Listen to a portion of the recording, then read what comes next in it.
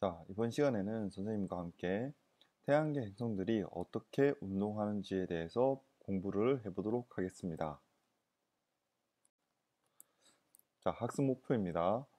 먼저 천동설과 지동설에 대해서 공부를 하고요. 그리고 행성의 운동을 설명하는 케플러 제1, 2, 3법칙에 대해서 공부를 해보도록 하겠습니다. 그리고 마지막으로 만유 인력 법칙과 뉴턴의 운동 법칙 1, 2, 3법칙에 대해서 우리는 정성적으로 공부를 해보도록 하겠습니다. 우리 여러분들은 수학이 약하니까 수학 가급적이면 모든 수식들은 빼고 그냥 성질에 대해서만 공부를 해보도록 하려고 합니다. 자, 먼저 천동설입니다. 천동설은 프톨레마이오스라고 하는 학자가 하늘의 모든 천체들이 동쪽 하늘에서 서쪽 하늘로 지는 것을 보고 모든 천체가 지구를 중심으로 회전한다라고 주장하였습니다. 자, 그림에서 보는 바와 같이 우주의 중심에는 지구가 있고 그 지구 주변을 달과 수성, 각 행성들이 공전을 하고 있습니다.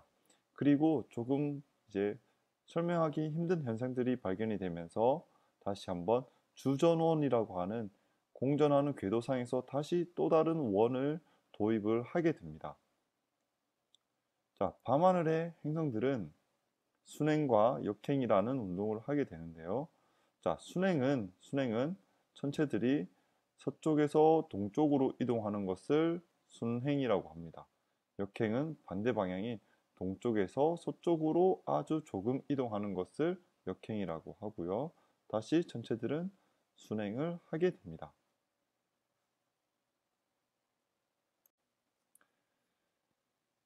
프톨레마이오스의 천동설에 이어서 16세기에 드디어 코페르니쿠스가 우주의 중심이 지구가 아닌 태양이라고 주장을 하면서 그 주위를 행성이 원궤도를 따라 공전을 한다라는 지동설을 주장을 하게 됩니다. 우주의 중심은 태양이고 그 주변을 행성들이 공전을 하고 있다는 뜻인데요. 자, 이때 당시 많은 학자들은 지동설을 믿지 않고 있었습니다. 그런데 그 후에 등장한 갈릴레오가 이제 목성의 위성을 관측을 하고 금성의 크기 변화를 통해서 이제 지동설이 많은 힘이 실리게 됩니다. 자, 목성의 위성을 관측을 통해서 모든 천체는 지구를 중심으로 돈다라고 하던 천동설을 부정을 하게 됩니다. 그리고 금성의 크기 변화를 설명을 하는데요. 자, 그림을 보겠습니다. 천동설에 의하면 왼쪽에 천동설에 의하면 자, 지구 밖을 금성이 돌고 있고 그 밖에 태양이 돌고 있는데 이 금성의 모양 변화 또는 특히 크기 변화를 정확하게 설명을 하기 힘들었습니다. 하지만 지동설에서는 태양 주변을 금성이 돌고 있고 그 밖을 다시 지구가 돌고 있기 때문에 금성이 지구 반대편에 있을 때는 크기가 가장 작고 지구에 가장 가까이 있을 때는 크기가 커지는 이 크기 변화를 정확하게 갈릴레오 갈릴레이가 설명을 하게 됩니다. 하지만 여러분들이 잘 아는 것처럼 갈릴레오 갈릴레이 역시 교황 앞에서 지동설을 부정할 수밖에 없었습니다. 하지만 그 후에 등장한 케플러에 의해 다시 한번 행성들의 운동이 정확하게 과학적으로 규명이 됩니다. 자, 케플러 법칙은 중요한 것은 운동의 원인을 설명하는 것은 아니고 운동 현상 그 자체만을 설명을 합니다. 자, 가장 먼저 케플러 제1법칙입니다. 케플러 제1법칙은 타원 궤도 법칙입니다. 여러분도 아직 수학 시간에 타원에 대해서 정확히 배우지 않았겠지만 타원이 어떤 모양인지는 대충 알고 있다라고 생각을 합니다. 자, 각 행성의 공전 궤도는 타원이고 태양은 타원의 한 초점에 있다라는 뜻입니다. 초점이 뭘까요? 자, 먼저 타원이라고 하는 것은 평면 위의 두 점에서 거리의 합이 일정한 점들의 집합을 타원이라고 합니다. 자, 아래 이 그림을 보면 타원을 그려놨는데요. 물론 중심이 있지만 중심보다는 두 초점이라고 하는 것이 있습니다. 이 초점으로부터의 거리의 합이 항상 일정한 점들의 집합을 우리가 타원이라고 정의를 합니다. 그리고 자, 지구가 공전하는 궤도는 타원 모양이고요. 그 한 초점 위에 태양이 존재를 한다라는 뜻입니다. 자, 케플러 2법칙은 면적 속도 일정의 법칙인데요.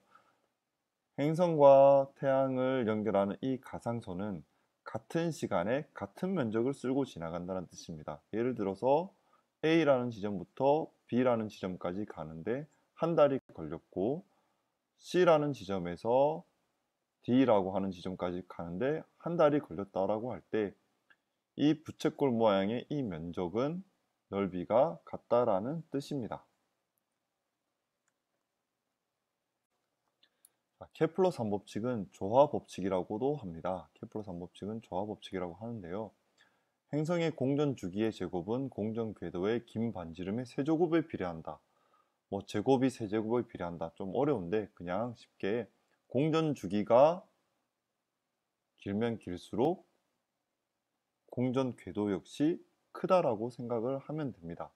자, 우리는 이를 통해서 행성의 주기를 정확히 알면, 행성의 공전 주기를 정확히 알면 행성까지의 거리를 계산할 수 있게 됩니다. 자, 앞에서 설명했던 것처럼 케플러 법칙은 행성 운동을 설명은 하지만 왜 그렇게 타원 궤도로 움직이는지, 그리고 면적 속도가 일정한지 등에 대해서는 이유를 설명하지 못합니다. 그 이유는 이제 뉴턴이라고 하는 과학자가 등장을 하면서 설명을 하게 되는데요. 가장 먼저 우리는 뉴턴의 만류인력 법칙에 대해서 살펴보도록 하겠습니다.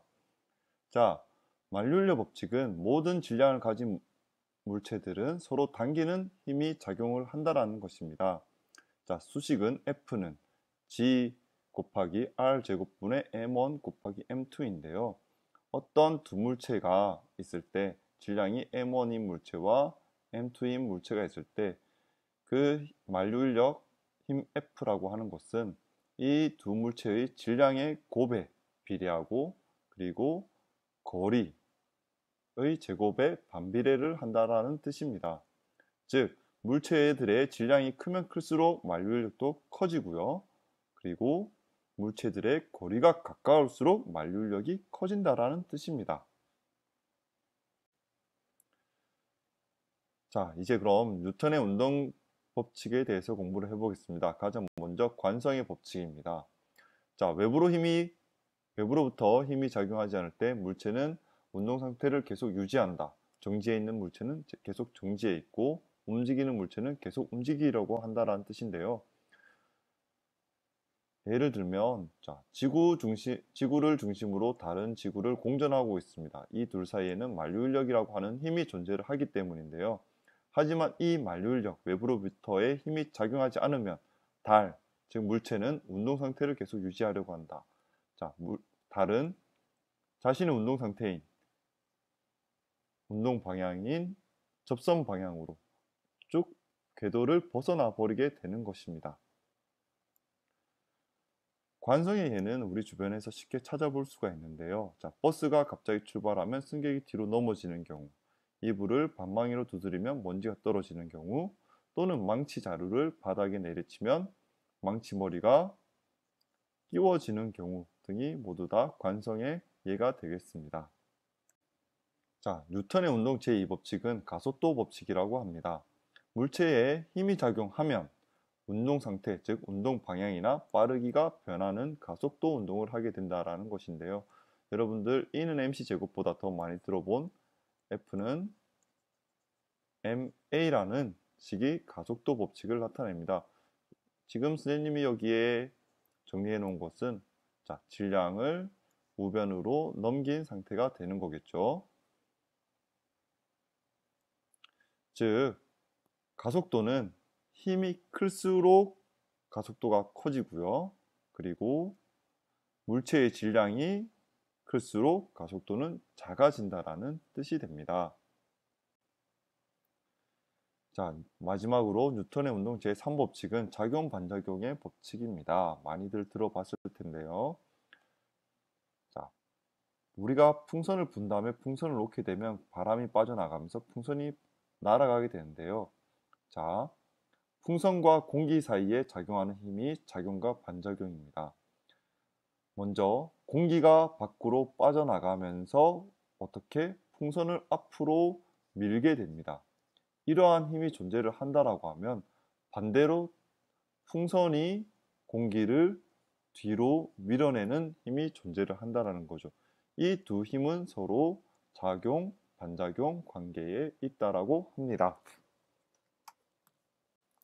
자, 그럼 수업 시간에는 뉴턴의 법칙을 적용한 에어로켓을 한번 만들어 보도록 하겠습니다. 수업이 기대되죠? 자, 그럼 수업 때 만나겠습니다.